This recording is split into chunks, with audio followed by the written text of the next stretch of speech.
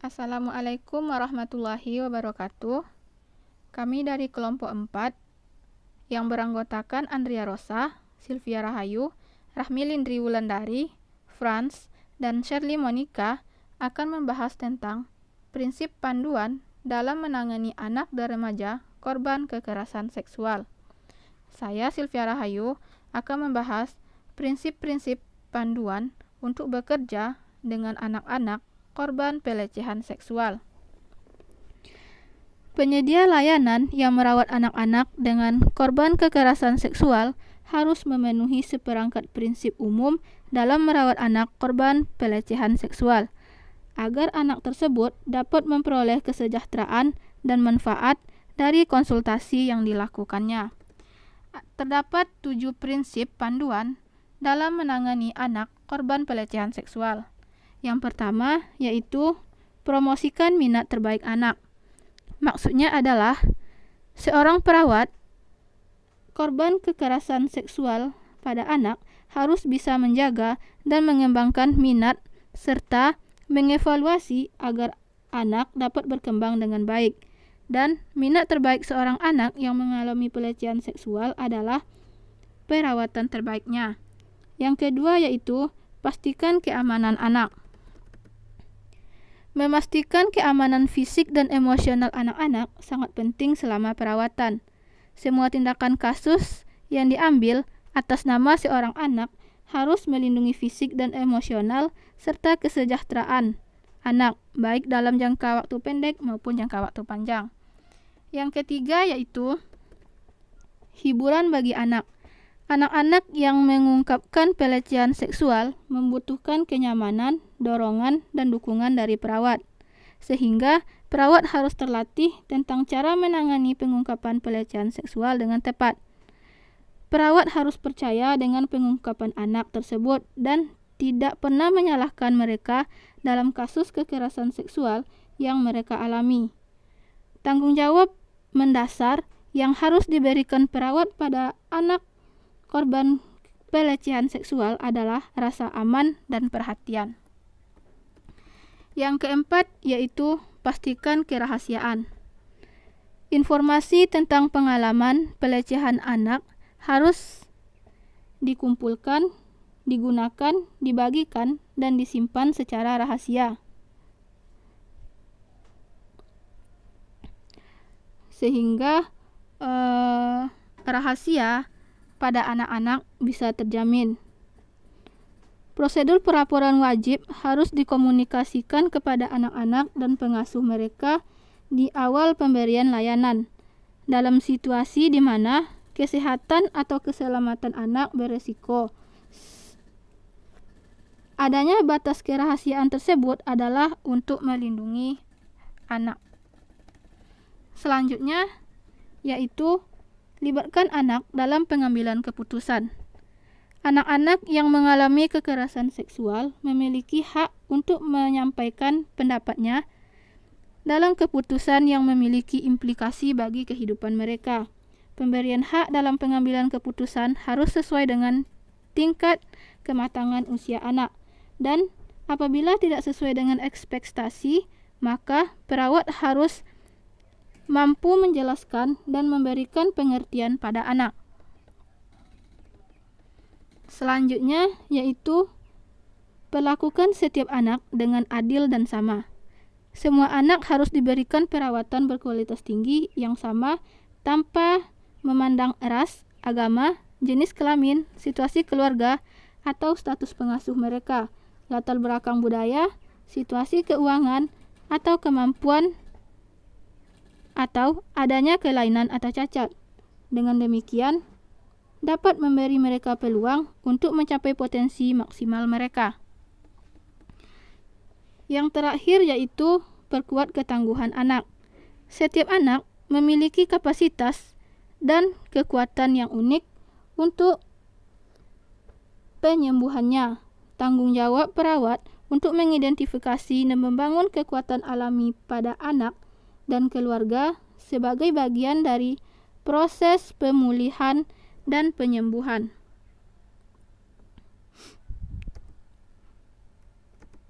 Selanjutnya yaitu penerapan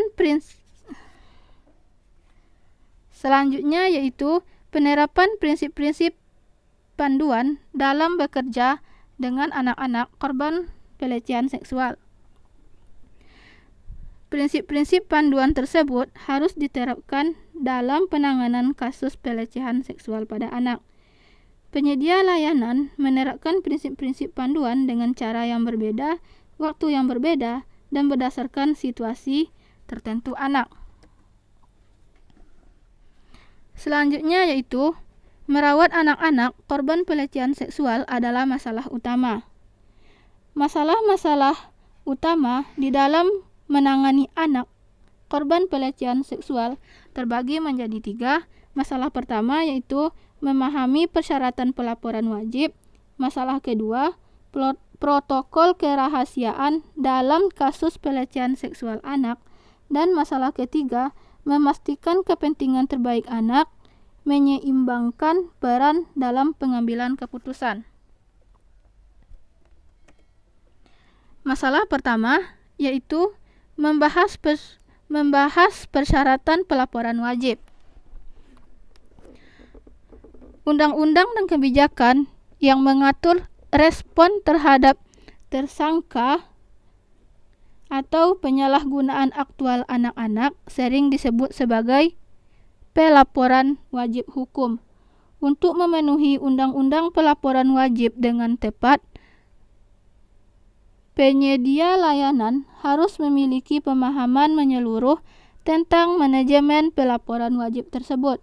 Penyedia layanan harus menetapkan prosedur untuk melaporkan pelecehan seksual sebelum penyedia layanan funding langsung kepada anak-anak. Unsur-unsur yang harus disepakati para pelapor setelah membuat mekanisme pelaporan teraman dan paling efektif termasuk menjawab pertanyaan pertama, apakah ada undang-undang atau kebijakan laporan wajib di lingkungan saya? Nah, jika ada, maka penyedia layanan harus menetapkan prosedur berdasarkan menjawab pertanyaan-pertanyaan utama ini. Tentang siapa yang wajib melaporkan kasus pelecehan seksual anak, siapa pejabat yang bertanggung jawab untuk menerima laporan tersebut, kapan kewajiban melaporkan dipicu, yaitu dengan kecurigaan penyalahgunaan, atau kapan kita wajib melaporkan pelecehan seksual anak tersebut. Selanjutnya, informasi apa yang perlu dibagikan, apa peraturan pelaporan mengenai waktu dan prosedur lain, bagaimana kerahasiaan dilindungi, dan apa aplikasi hukum dari tidak melaporkan. Laporan kasus anak sexual abuse. Dalam laporan ini yang harus ditangani adalah dengan cara yang paling aman dan paling rahasia, lalu dengan mengikuti protokol lokal dengan syarat yang pertama, penyertaan protokol untuk menjaga keleluasaan dan kerahasiaan anak yang selamat. Yang kedua, mengetahui kriteria kasus yang membutuhkan laporan wajib. Yang ketiga, membuat laporan lisan dan atau tertulis sebagaimana ditunjukkan oleh hukum di dalam kerangka waktu yang ditentukan. Nah, biasanya ini dalam rentang waktu 24 hingga 48 jam. Yang keempat, melaporkan hanya informasi minimum yang diperlukan untuk menyelesaikan laporan. Yang kelima, menjelaskan kepada anak dan pengasuhnya apa yang terjadi dan mengapa itu terjadi. Nah, yang keenam adalah dengan mendokumentasikan laporan dalam file kasus anak dan menindaklanjutinya kepada keluarga dan otoritas terkait. Selanjutnya adalah menjaga kesehatan anak-anak secara wajib dan melaporkan prosedur G. Sebelum itu, kita harus paham terlebih dahulu kriteria dalam melakukan sebuah laporan. Yang pertama, kriterianya adalah otoritas tidak memiliki prosedur dan pedoman yang jelas untuk pelaporan wajib. Yang kedua, pengaturan ini kurang memiliki perlindungan dan layanan hukum yang efektif untuk menangani dengan benar suatu laporan. Nah, yang ketiga, pelaporan lebih lanjut dapat membahayakan keselamatan anak di rumah atau di dalam komunitasnya. Intinya, yang harus kita ketahui adalah mengikuti proses pengambilan keputusan terlebih dahulu dengan mempertimbangkan keselamatan anak, lalu kemudian kita mengimplikasikan kepada hukum dari pelaporan tersebut. Selain itu, penyedia layanan disarankan untuk mengikuti langkah-langkah ini untuk menentukan tindakan terbaik. Nah, langkah pertama adalah kita harus menggunakan pertanyaan dalam mengambil sebuah keputusan. Nah, ada 3 poin. Yang pertama, akankah pelaporan meningkatkan risiko bahaya bagi anak? Yang kedua, apa dampak positif dan negatif dari pelaporan? Yang ketiga, apa implikasi hukum dari tidak melaporkan? Nah, setelah langkah kedua ini kita dapatkan, kita lakukan, maka langkah keduanya adalah konsultasikan dengan penyedia atau manajemen kasus program untuk membuat keputusan dan mengembangkan rencana aksi. Artinya, apabila langkah 1 dan langkah 2 sudah terjalankan, sudah dapat dipenuhi, maka langkah ketiga dapat kita lakukan dengan cara dokumentasikan dengan penyedia atau manajer alasan untuk melaporkan kasus ini. Jika tidak, dokumentasikan masalah keselamatan dan perlindungan yang mengesampingkan perbuatan laporan. Lalu jelaskan laporan wajib di bagian paling penting perawatan. Artinya penyedia layanan harus berbagi informasi kepada anak-anak dan pengasuh dengan syarat yang pertama, agen atau orang yang akan melaporkan kasus kepada petugas sosial. Yang kedua, informasi spesifik yang dilaporkan. Yang ketiga, bagaimana informasi harus dilaporkan, baik tertulis, lisan, dan lain-lain. Nah, yang keempat, kemungkinan hasil laporannya bagaimana itu harus dijelaskan dengan secara spesifik. Lalu yang kelima, hak anak dan keluarga dalam proses tersebut. Selanjutnya itu mengenai perawatan bagi survivor anak pedoman penyimpangan seksual maksudnya. Dalam hal ini, anak-anak, terutama anak-anak yang lebih tua atau remaja dan pengasuh harus menjadi bagian dari program proses pengambilan keputusan tentang bagaimana menangani pelaporan wajib yang paling aman dan rahasia. Artinya, dengan proses pengambilan keputusan tersebut dapat membantu memutuskan bagaimana dan kapan laporan itu dapat diselesaikan. Baiklah, saya akan melanjutkan ringkasan kompetensi utama untuk pelaporan wajib. Penyedia layanan harus dapat, yang pertama, tunjukkan pemahaman yang akurat tentang undang-undang. Yang kedua, menganalisis kriteria spesifik, di mana menganalisis kriteria spesifik untuk menentukan apakah pelaporan merupakan kepentingan terbaik anak, dan mendokumentasikan dan melaporkan informasi ini kepada penyedia atau tim respon anak. Yang ketiga, menjelaskan persyaratan pelaporan wajib.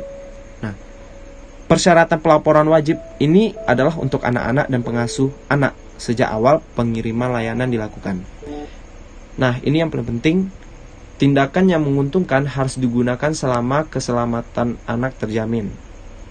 Nah, tindakan yang paling menguntungkan ini, atau juga disebut paling tidak merugikan bagi anak, dan yang paling tidak mengganggu bagi keluarga, harus digunakan selama keselamatan anak terjamin. Nah, selanjutnya ada masalah protokol kerahasiaan di protokol kasus anak. Kerahasiaan yaitu prinsip etika yang terkait erat dengan profesi layanan medis dan sosial. Kerahasiaan ini juga merupakan salah satu prinsip panduan GBV, kesehatan dan perlindungan anak, respon kasus, dan pekerja sosial diharapkan menjaga kerahasiaan. Nah, menjaga kerahasiaan mengharuskan penyedia layanan mengumpulkan informasi secara aman, melindungi semua informasi yang dikumpulkan tentang korban, dan setuju untuk berbagi hanya setelah mendapatkan izin eksplisit, atau juga dikatakan dengan persetujuan informasi dari klien anak dan pengasuhnya. Protokol kerahasiaan dan keputusan lebih mudah ketika bekerja dengan orang dewasa selamat. Misalnya, keputusan tentang siapa yang berbagi informasi hampir selalu dibuat oleh korban selamat dewasa dan pekerja sosial terikat untuk menghormati keputusan ini. Pekerjaan sosial harus dibuka dan jelas dengan anak-anak dan pengasuh mengenai batas untuk kerahasiaan.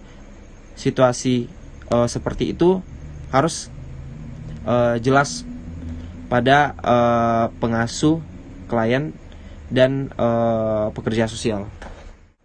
Nah, beberapa situasi yang mungkin mengharuskan penyedia layanan untuk berbagi informasi dengan orang ketika keberadaan undang-undang dan kebijakan pelaporan wajib. Yang kedua, kebutuhan untuk melindungi keamanan fisik atau emosional anak untuk memberikan segera pendampingan. Nah, hal ini berlaku ketika anak tersebut yang pertama berisiko melukai atau bunuh diri, yang kedua berisiko terluka atau terbunuh oleh orang lain, yang ketiga berisiko menyakiti atau membunuh orang lain, dan yang keempat terluka dan membutuhkan perhatian medis segera. Nah, selanjutnya ada yang namanya kebutuhan untuk memberitahu orang tua atau pengasuh anak untuk mendapatkan izin memberikan perawatan dan perawatan anak selama tidak ada bahaya. Nah, selanjutnya menjelaskan batas untuk kerahasiaan. Penyedia layanan dapat menjelaskan kepada anak batas kerahasiaan anak dengan cara menghormati mereka. Dan penyedia layanan harus memiliki kemampuan komunikasi yang baik. Nah, di sini penyedia layanan itu harus memiliki komunikasi yang sangat baik kepada anak, karena pemberian informasi kepada anak terbilang tidak mudah, karena anak-anak masih pada tahap perkembangan informasi.